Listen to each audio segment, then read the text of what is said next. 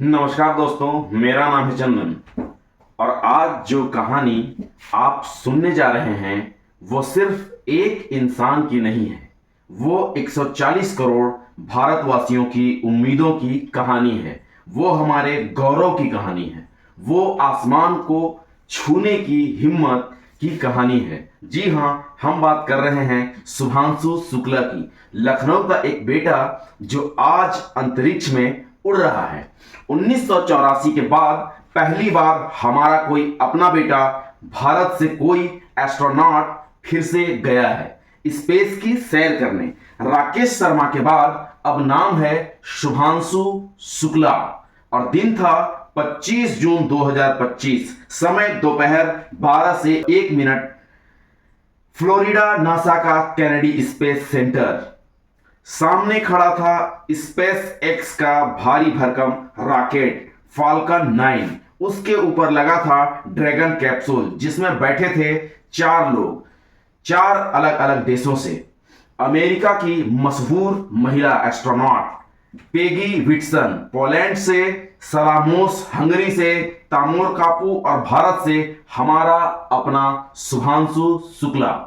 हर भारतीय का दिल धड़क रहा था, हर आंखें टीवी पर टिकी हुई थी और जैसे ही काउंटडाउन पूरा हुआ 10, 9, 8, 7, 6, 5, 4, 1 उठ गया वो रॉकेट धरती को छोड़कर उड़ चला आसमान की तरफ और उसी के साथ भारत का तिरंगा भी आसमान में लहरा उठा। अब सवाल आता है, कौन शुभांशु शुक्ला? शुभांशु जी उत्तर प्रदेश की राजधानी लखनऊ के रहने वाले हैं।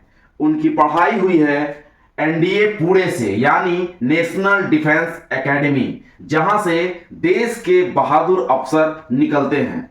एनडीए से पास आउट होकर शुभांशु भारतीय वायुसेना में अफसर बने और वो कोई मामूली पायलट नहीं थे, बल्कि वो थे फाइटर पायलट, वो भी टेस्ट पायलट, यानी जो सबसे खतरनाक जंगी जहाज उड़ाते हैं, उनमें गड़बड़ी ढूंढते हैं और उन्हें सुधारते भी हैं। अब सोचिए, ऐसा पायलट जो सुखोई 30, मिग 21, मिग 29, जगुआर, हाक जैसे महान जहाजों को 2000 घंटे से अधिक उड़ाया, उस इंसान की हिम्मत क्या होगी। जब भारत ने तय किया कि अब अपने अंतरिक्ष यात्री भेजेंगे तो देश भर से सबसे काबिल जवानों को चुना गया। फिर उनमें से 2 नाम सामने आए, शुभांशु शुक्ला और प्रशांत बालकृष्णन नायर, जो एयरफोर्स के ग्रुप कैप्टन हैं। दोनों की कड़ी ट्रेनिंग हुई है, महीनों सालों की मेहनत, मानसिक और शारीरिक परीक्षा। फिर फाइनल हुआ कि इस बार शुभांशु शुक्ला जाएंगे और प्रशांत नायर बैकअप में रहेंगे। अब कोई सोच रहा होगा, अगर तैयारी इतनी पहले से थी तो शुभांशु को स्पेस जाने में देर क्यों हुई? असल में इस मिशन की 6 बार तारीख बदली गई। कभी मौसम खराब, कभी रॉकेट में खराबी, कभी ऑक्सीजन लीक, तो कभी सिस्टम फेल।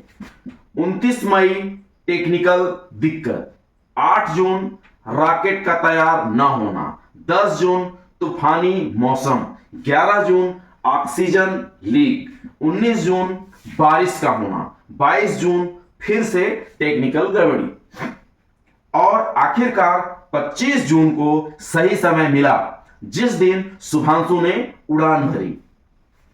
अब सुनिए एक दिलचस्प बात, शुभांशु को जाना था धरती से सिर्फ 400 किलोमीटर ऊपर, जहां है इंटरनेशनल स्पेस स्टेशन। अब 400 किलोमीटर की दूरी तो हम लखनऊ से दिल्ली कार से मात्र 6 घंटे में पहुंच जाते हैं, तो फिर शुभांशु को वहां जाने में 28 घंटे क्यों लगे?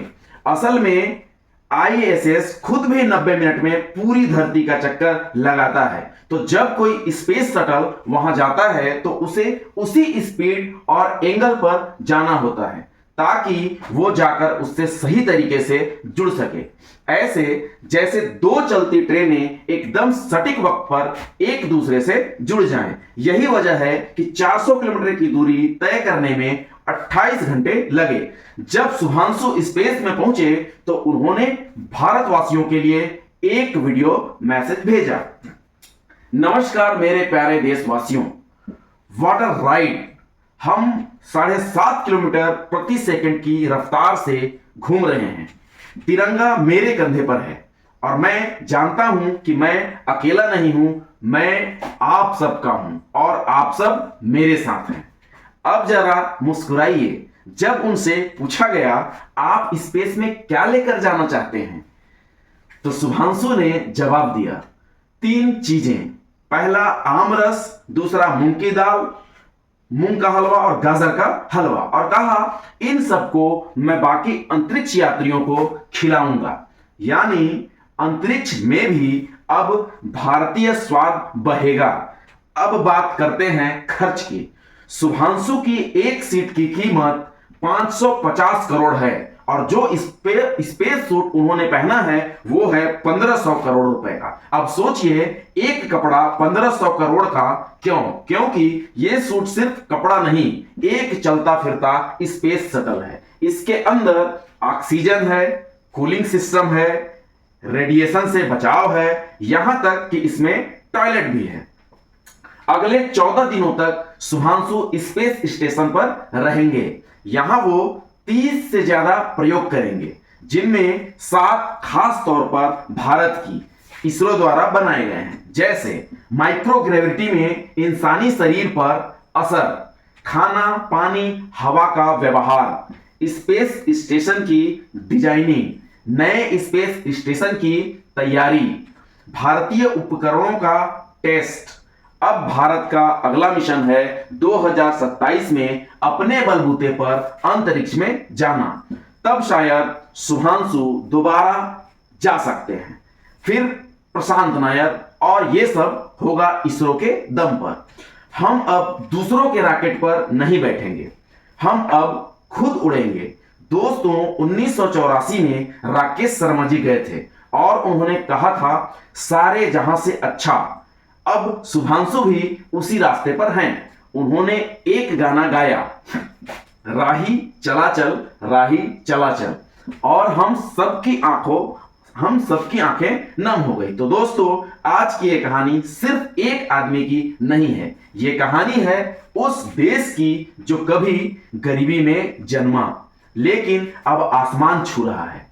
शुभांशु शुक्ला हमारे लिए गर्व, हिम्मत और उम्मीद की मिसाल हैं। उनके लिए दुआ कीजिए, वो वहां भी सुरक्षित रहें और धरती पर लौटकर हमें फिर से प्रेरित करें।